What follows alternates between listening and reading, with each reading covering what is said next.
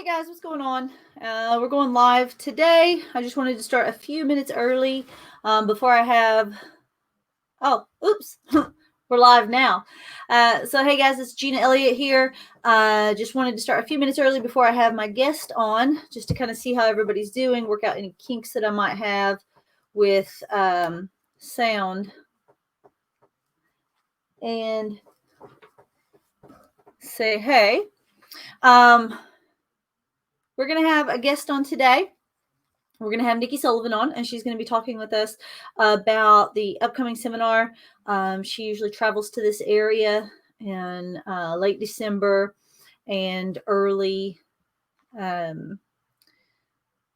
January. So, I can hear myself.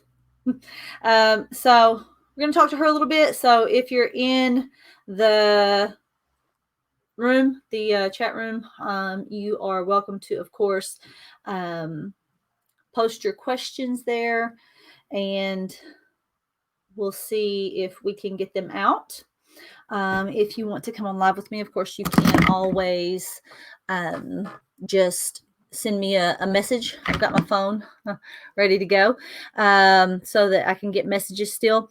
Anyways, so this is episode 30, and Kentucky is back in shutdown for I think for a lot of jiu-jitsu because it is considered group fitness. So hopefully my jiu-jitsu brothers and sisters out there are doing okay with missing out on their training. I know that's hard on a lot of us because we rely on our training to kind of help us regulate those moods. But anyways, a lot of kind of neat things coming up. You know, I always like to announce any tournaments that I know of so that you can get out there and compete if you want to. Oops, clicked on the wrong thing. So what we do know is coming up pretty soon on December the 12th, I think, there's going to be a good fight in Tennessee. It's about 3 hours southeast of where I'm at in Richmond.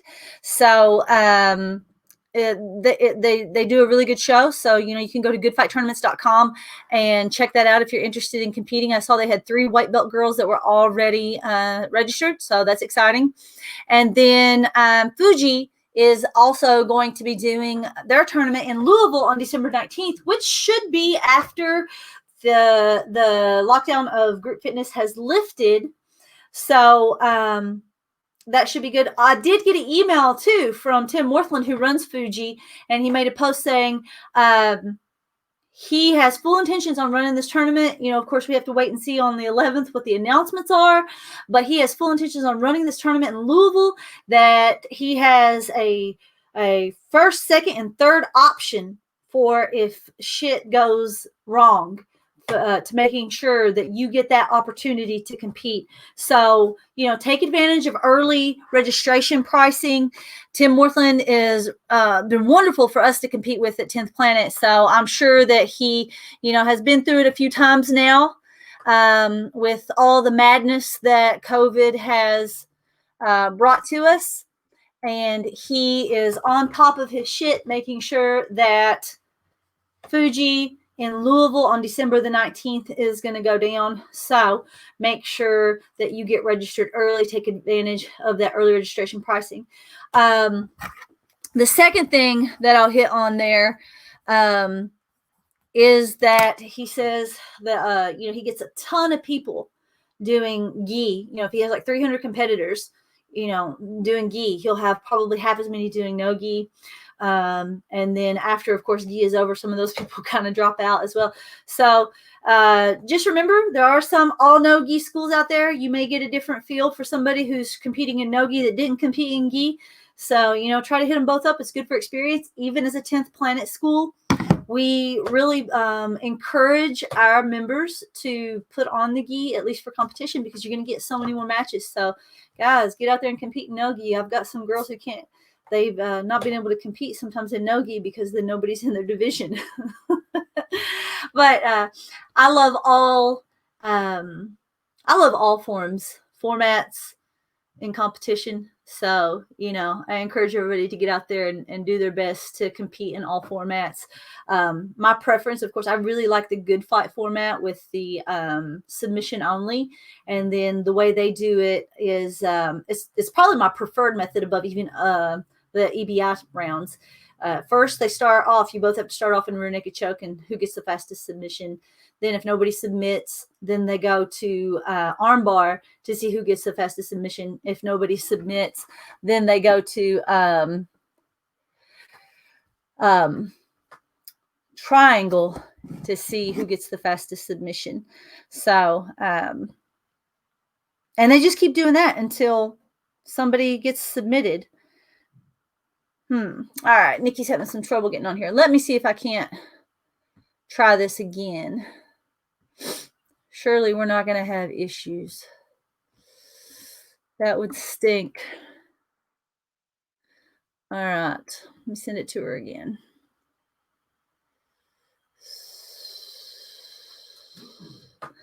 But hopefully it all works out and she's able to come on here in just a second. But anyways, while we give her a chance to try to get on here, just kind of talking about those tournaments that are coming up. One tournament that's taking place in Tennessee that I'm pretty pumped about. I really didn't know a whole lot about it. I just kind of got a random message because apparently at some point in time I had applied for Battle Mountain. I don't remember doing it, but anyways, they were just kind of putting it out there that they were getting ready to have their event, and I guess it's blue and purple belts. Hey, I made it. We'll talk about the Battle Mountain in just a second, but welcome to the Bluegrass Women's Jiu-Jitsu Club podcast, Nikki. Hey. What's up with the black eye? It's just a little scuff. It's not, it's like, I don't know. It's jiu-jitsu. Gotcha. Nobody's been punching you in the face. I think that's probably what's most surprising in jiu-jitsu sometimes is that you do get sometimes black eyes, even though nobody's hitting you. Mm-hmm. Yeah, for sure. Well, sometimes you get hit by accident. Right? Yeah. That used to be something I did, especially when I was a blue belt. I would get so defensive that when I would move, I would throw back and accidentally hit somebody. Hit somebody. Yeah. So I wrote you. We were trying to figure out a time to do our podcast here. You had morning training, and then there's a little bit of a difference. How are you doing this evening? Because I guess it's noon there. Yeah, still the day still has a lot left in it today, but yeah, it's good. It's a good day. It's beautiful out, and had good training. You're trying to make everybody jealous here. It is gloom and doom. Yeah, San Diego's a good place to be right now. It really is. When I come out to, we were coming out to LA about once a year, and I hate it so much. It's just so icky. And we took a drive down to San Diego, and it's just night and day from Los Angeles. It's so beautiful. Yeah, I would never live in LA, but San Diego's great. So you're out in San Diego training, and you've been competing. What was your last competition that you hit? The Nogi Pants in where did we do it? We did it in Atlanta. It's hard to they're doing tournaments all random places right now, wherever it's open, so it's hard to remember. It's basically Florida, Georgia, Texas. That's where we can compete right now. But yeah, I think that's kind of odd because for a long time it's felt like, basically the mecca of jiu-jitsu. If you want to compete, almost every weekend, there's always something in California. Mm-hmm. And now with, everything that's been happening, I hate talking about COVID, but it's it surrounds us. It seems like it's really kind of thrown everything more over on the East Coast a little bit.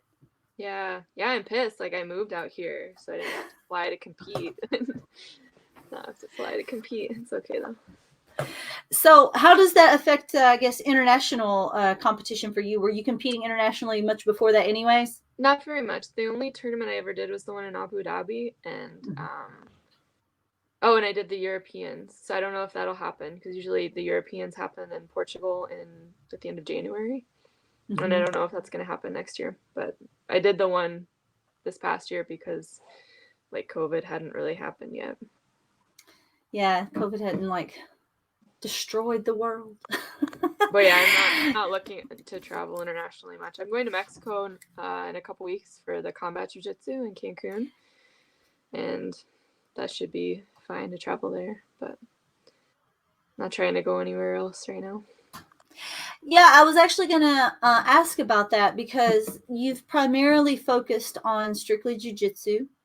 That's been obviously kind of what's been the main thing that we all know about you. So how did this thing to actually do combat jiu-jitsu come up? I'd done a couple EBIs and I'd like attended a couple combat events, and Eddie had asked me if I would ever be interested in combat jiu-jitsu, and I was like, sure, why not? So like I have a bit of a striking background. I used to train some traditional I can't talk today. I used to train some traditional martial arts. Like I have a black belt in Hapkido, and I used to do some sparring, do like some striking. So it's fun to be able to put a little bit of that into my jiu-jitsu, and it's only open hand strikes, so that's a little better than getting punched, I feel. So it's like it adds a little bit of chaos to it, but it's been fun. We've been having fun training it. I agree with that. It adds a little bit of fun to it, but like for me, and you can kind of, I think you can kind of elaborate on this too, is like I can do a lot better in jiu-jitsu when I'm not worried about getting hit and even beat people that, in MMA, just because they can hit me, then they can beat me. And it's kind of a frustrating thing. But then we saw like Gary Tonin even said that, he would beat Khabib in a straight grappling match. And people kind of scoffed at that. But I thought, like I can see that. Like, what were your feelings kind of on that? I hadn't heard that. I don't really keep up with MMA very much. But I agree. Like, I think, if you're looking at straight jiu-jitsu, like when I train against high level females in the UFC, I do really well. But like, that's not really what they're focused on. They're focused on, it's a different strategy when you're throwing in strikes. So, I mean, Gary Tonin's focused on just jiu-jitsu for such a long time, and he's very, very good at it. He's like one of the best. So I think that wouldn't surprise me at all. I don't feel like that's an elaborate claim to make. Like, no, I don't think so either. I thought that seemed pretty. Yeah, I agree with that. So in combat jiu-jitsu, if I'm not mistaken, you can't strike on the feet. Right. So with that medium ground, do you think that kind of puts it close enough to what you always do to where it won't make a difference? I don't know. I mean, I think it'll make a difference. I think in a positive way. Sometimes in jiu-jitsu, people can stall and like it can be hard to open things up. And I think that's where the striking can help. Because like say you have mount in a jiu-jitsu match, somebody can just stay there and defend for a long time and be like, sometimes it can be very difficult to submit them. But if you can add strikes, that's going to change things a lot. And they have to start defending and making a little more space, and that can set up your submissions and other options. Same thing from the closed guard. So that's what I've been finding in my training. It is harder in some ways too. Like it's hard to focus on both at the same time. So for me, making jiu-jitsu my focus and like keeping myself safe, and then seeing how I can use strikes to set up my jiu-jitsu. Right. So what's so funny about this is we were watching combat jiu-jitsu. Natalie, you follow her on Instagram, and she thinks that you're amazing. I know. She's like, so we were watching combat jiu-jitsu, and the advertisement came on, and it said featuring, and it said Nikki Sullivan. She goes, "Oh, her seminar's coming." And it was, I know, because like, she's 10 and here we're watching this event. It's on UFC Fight Pass. And then like your name comes up and she just like stops in her tracks. She's like, I know her. I kind of had a little moment when I saw that too. I was like, it's me.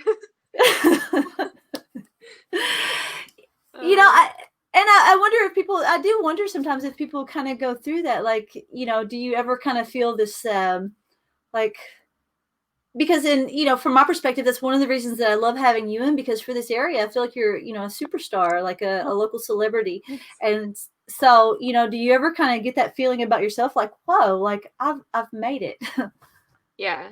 Yeah, I have days, like, even like tough days, when you're like crying and thinking I suck and everybody's killing me. Like, then, sometimes I'll have a moment where I stop and think and I look around and like I'm living in this beautiful place where I can go to the ocean whenever I want, and I'm doing jujitsu full time, and I think like how many people would love to be doing this, and I have an amazing life, and like it gives you a little bit of perspective for sure. To remember, like, because it's easy, with the people I train with right now, they're all like superstars, right? So I'm just, one of the little little people in there, but yeah, it's weird sometimes to go travel and like have people know who you are, and but it's cool too, and like it reminds me too that I want to be a good example for people like Natalie, and be someone I would be proud for them to look up to. Yeah, for sure. And she does. So, speaking of, she's really excited because, and I think you just got her registration today, but you've had a few people register. And talking about that a little bit, one of the things that we're excited about, and the reason that we have you on today, is to talk about how you actually will be in this area coming up pretty soon. Yeah, I'm excited to be back home soon, and I'm from Indiana, but like it's so close to Kentucky and other areas around there, so I'm excited to come. I've been able to be I think this will be the third year that I Mm-hmm. will be doing your the bluegrass kind of yearly reunion and Mm-hmm. teaching, and I'm excited for that. And it's also gonna be the anniversary of my 2-year black belt anniversary, so I'm excited for that. It's kind of special that I get to share that with you guys. Yeah, congratulations. I know it's always been so exciting to have you in. And I know that it's always like for the Bluegrass Women's Jiu-Jitsu Club, it's all, kind of females from this area. How does it make you feel, I guess, to kind of come back and realize that there is such a draw for you for, women only? I think it's awesome because when I started, there weren't very many women. Like I used to travel out of state all the time just to have other women to train with. And so to go and just see like at one gym this huge group of girls, and they're all there, excited to learn jujitsu. It's just really special for me to oh, to see how far women's jiu-jitsu has come since I started, and to feel like a small part of that also is really exciting for me. When you come here, I'm sure you get a lot of people who feel very inspired by you. Do you have anything like that? I guess that has been the most memorable, I guess, from those experiences. Like from teaching? Yeah, you come here and then you realize that you are having an impact. You Mhm. know, is there anything that I guess that is most memorable for you for that? Um, I don't know. I mean, anytime somebody tells me that their little daughter is, looking up to me, that's always really cool for me. Because I mean, I have a soft spot in my heart for kids. Anyways, I was an education major, but yeah, that's like something that's really important to me for sure. That I can inspire like women, kind of any women, but young girls especially. Um, I don't know if I can think of anything specific. It's just It's not a cool, big like, deal. yeah, it's just neat to know that people care, and that they're watching and they're supporting, and win or lose, that like they, the fact that I'm going for my dreams is inspiring them, and yeah, that means something to me for sure. For sure. Speaking of win or lose, like in this last event that you had, I Hmm. saw your post. Like did you get silver? I think. Hmm. Uh, You got silver. You felt like you just kind of, it just wasn't a good day for you. Like Yeah. on those days, because like me personally, I'm a sore loser. Yeah. I get this thing of like if I don't acknowledge it, it didn't happen. Yeah. But like for you, like how difficult is it to like I don't know, like to me it's like very hard to like be inspiring when I'm having a bad day and feeling emotional. Yeah. So like, how hard is it for you like on those days? And like, cause like then you have like the video and they're like, wow, watch this girl jump guard. And it's like, oh, really? Like, Yeah. like how does that stuff kind of make you feel like, and then to have to be, I don't know, like, I don't know if you feel like you have to be, but then like you do, like, how hard is that for you? No, it's really hard. It's a struggle. Like I always try to take some alone time after I have a tough loss that like Mm-hmm. really hurt. Um, Sometimes I just need a little bit of time to like be like I'm not ready to talk to anybody yet. Yeah. So if you ever see me in a tournament and like I've just had a match and like I'm not very personable, I apologize. I feel bad sometimes. Like sometimes I see people I know. I'm just like, man, I just need to find a place where I'm not gonna see anybody because I can't talk to anybody right now. I'm gonna cry. But yeah, so it's something that I've definitely gotten better at and like kind of found some balance with mentally. Like I'll still get upset sometimes, but Mm-hmm. not letting it ruin my day, I guess. So like I take the time that I need, I like have a little moment with myself and then I try to go and like focus on somebody else and support my teammates, and I that's really important to me, like win or lose, that I'm not just there for me, that I'm there to support other people too, and it kind of helps take my mind off of it also if Mm-hmm. I'm like, all right, well, it happened, like let's go and cheer on somebody else and then be happy for them when they win.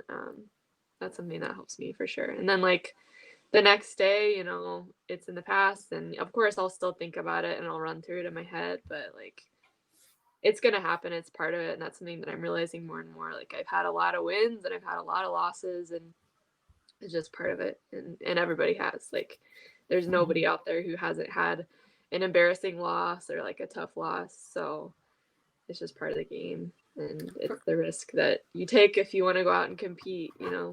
That's always a Yeah. possibility. Well, I mean, there's only two of you out there, Yeah. so somebody has to win, somebody has to lose.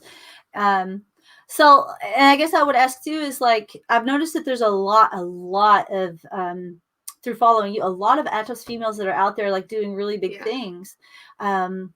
Ladies who I'd never even really heard of until like I followed you and I saw a picture. Like I think is it Heather Rafferty maybe? Heather Rafter. Um, Yeah. yes, yeah. So like I'm learning a lot about like ladies that I didn't really know were out there kind of doing this thing, but like I also noticed you guys have to compete against each other. Mm. So like how difficult I think is that, like to have a teammate but also be competing against them. So I don't think I haven't had very many instances where that's happened. Mm-hmm. Because really until recently we just didn't have enough girls that was gonna happen. And then I've had some instances like against Louisa where we were in the same bracket and we just closed out, so we didn't Mm-hmm. fight. I just said, yeah, you kick my ass, like you can win. Or sorry, I can't. You Um, can you can say fuck if you want to. It's fine. okay. um, but yeah, so it hasn't really come up yet. Heather Raftery and I have been in the same divisions before, like for the trials we were, but we didn't end up having to face each other, Mm-hmm. um, which is kind of nice because she's a good friend and I don't, and a training partner, and I don't want to compete against somebody like that, Yeah, for sure. because I don't know. So I can understand why like a lot of people they'll do the closeouts, because if it's somebody you're training with every day and that you really respect, like it's hard to go out there and fight them. Mm-hmm. But at the same time, like there are instances where I would for sure, and there are some tournaments where you have to fight. You don't have the option of closing out, and so it just depends on the situation, I guess, and my relationship with the person, and sometimes you'll have a conversation and like make an agreement, like okay, here's what we're gonna do, and you're respectful about it, and no matter what, like you're gonna be friends afterwards. But it's hard for sure. Yeah, I would think so because after the fact, I don't think that it would be that difficult to move on. And be like, okay, well, they won. Um, but I feel like it would be difficult knowing going in, like, oh wow, we're starting on opposite ends, and that's great. But like, what if we meet up? So I think it's interesting that you do have that conversation beforehand rather than just kind of letting it play out. Yeah. Well, we're going into our third year. It's pretty exciting. I know a lot of the ladies, we give a lot of, generally, I put a ton of work into it with getting sponsorships for ladies so that they'll pre-register early so that we kind of have an idea. We do have a lot of sponsors who are gifting gear. It's been kind of, I've been kind of on, I don't know, kind of sitting on the edge of my seat, like, is this going to be able to happen? Yeah. But I know we had a conversation, and of course, this seminar is going to be at my gym. So, regardless, unless something were to go terribly wrong, we will be moving forward with it, and I'm very excited about that. But is there anything, I guess, you could give like a snippet of what to look forward to? Will we see any combat jiu-jitsu training in this seminar? Oh boy, I mean, I guess that's up to you guys. Like, if you want, we can. I'm learning some really fun things in the combat. I'm learning some fun tricks, so that's been neat. I haven't decided 100% what I'm gonna show yet. I'm sure like we'll talk about that a little bit, but yeah, I definitely have some new fun tricks that I've been playing with. So we have some Invicta fighters that generally attend your seminar here. Yeah, that's true. So I think it'd be pretty interesting for them to kind of get your take on how to apply high-level jiu-jitsu to the striking. That'd be cool. Something to think about. But before I let you go, I won't keep you on here too long. I talk a lot. a lot. We have this seminar coming up, and you're from this area. That's why we like to do it and have you come in. You said that, your major had been in, childhood education. Mm-hmm. I guess what I'd be curious about after jiu-jitsu, not that you'll ever quit competing in jiu-jitsu or you'll ever be done with it. But for you, like when you think about as we all get older, do you think that you'll ever come back to this area, start your own gym, or like what do you think kind of long term? Do you ever think about, in 10 years from now, I'll be, I don't know, how old will you be? 40, maybe? I'll be 42. Well, see, still very young.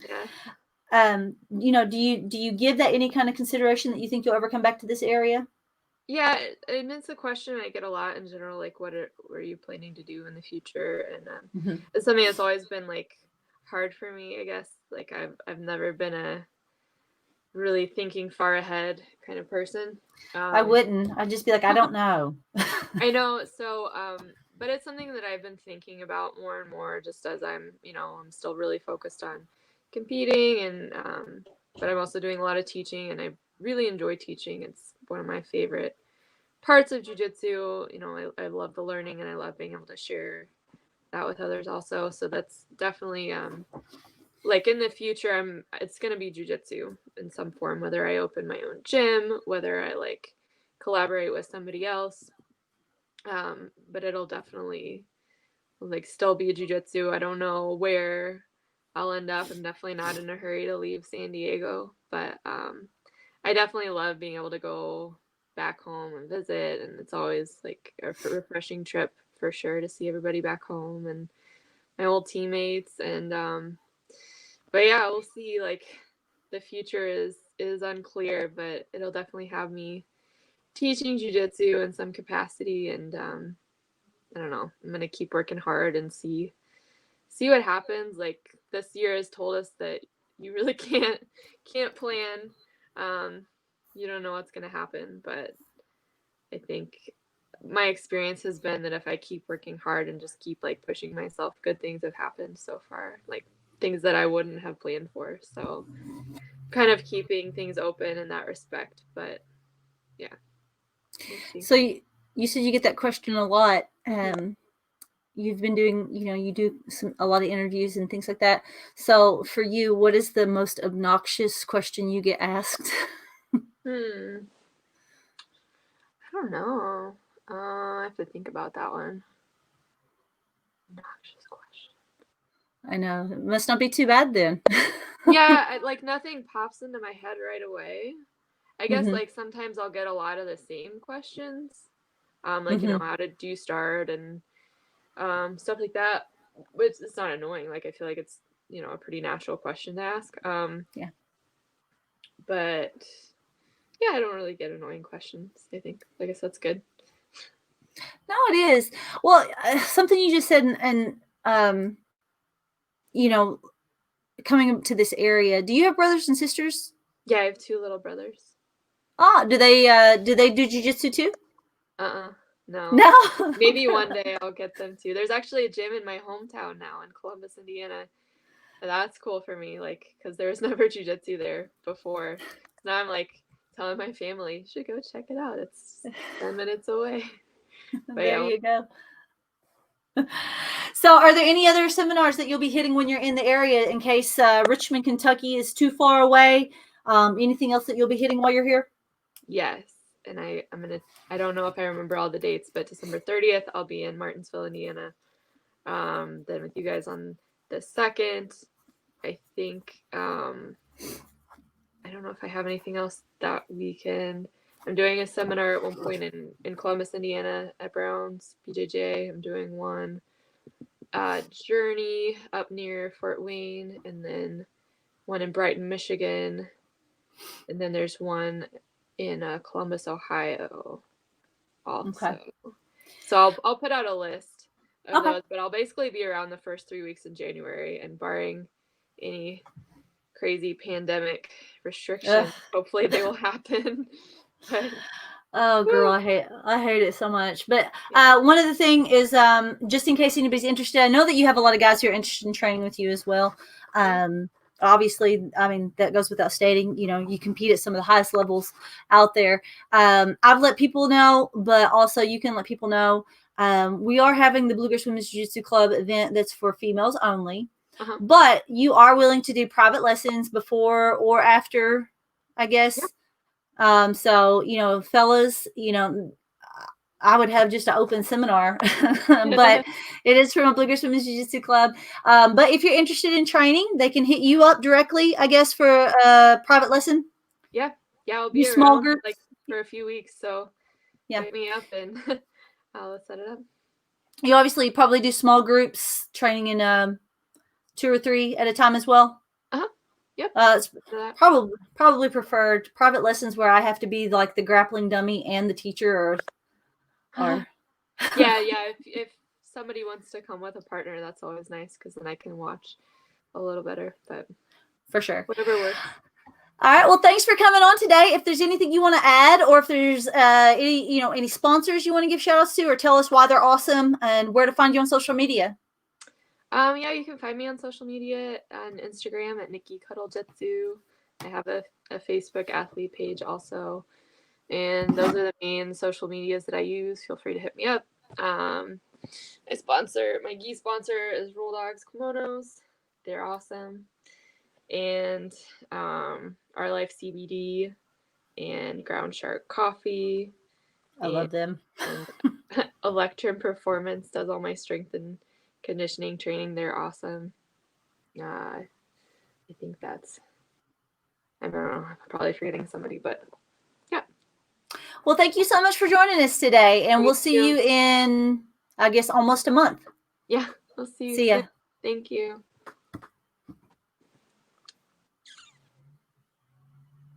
All right, guys. So if you've been tuning in, you've been watching our podcast with Nikki Sullivan. She's going to be coming to the area end of December. So she'll be in Richmond, Kentucky at 10th Planet Richmond on January 2nd for the Bluegrass Women's Jiu-Jitsu Club. It is a female-only seminar.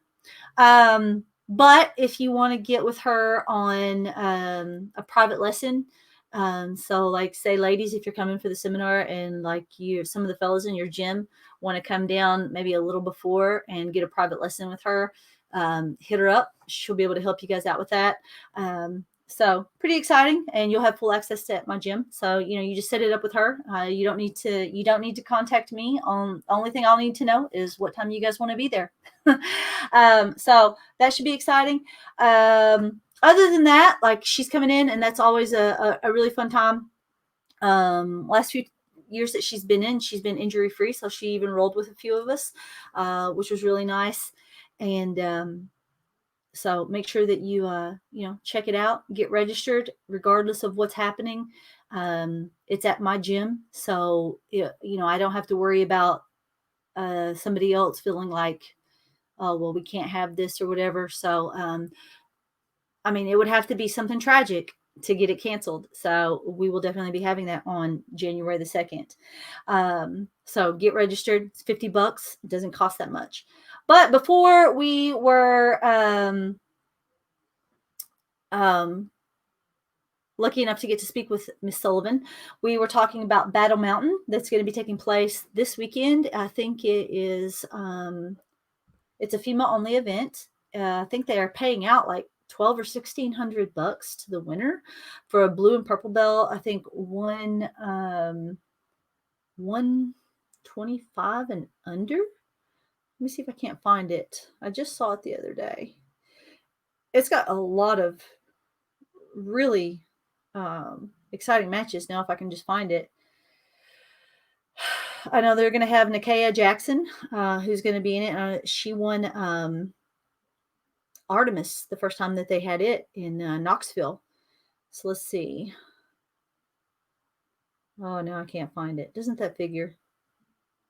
I said Samantha Volkenhaus is on it, which if you've been watching her, she's been hitting some of these events and just killing it.